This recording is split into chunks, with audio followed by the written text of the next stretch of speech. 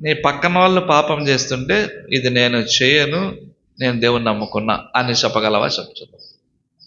అదే మరి సాక్ష్యం. పక్కనోడు పాపం చేస్తూ పాపం చేయమని చెప్తే ఇది నేను చేయను, నేను దేవుణ్ణి నమ్ముకున్నా కాబట్టి నేను చేయను, అలాగ చేస్తే దేవుని మహిమపరచవచ్చు. మా బాబాయ్ కూతురు పెళ్లి చేసుకునేటప్పుడు మేనమామ మెట్టలు పెట్టాలా పరిగెత్తుకుంటూ వచ్చాడు వాళ్ళ మేనమామ. నేను రక్షణ బంధన ఇవన్నీ చేయను అని చెప్పింది. దేవుణ్ణి నమ్ముకుని ఇవన్నీ చేసేది క్వశ్చనే లేదు, మేనమామ లేదు, మేనత్త లేదు. ఏంది ఆచారాలని? అది దేవుణ్ణి మహిమపరచడం అంటే. మేము యేసుని నమ్ముకున్నాము, ఈ పద్ధతులు మేము చేయము.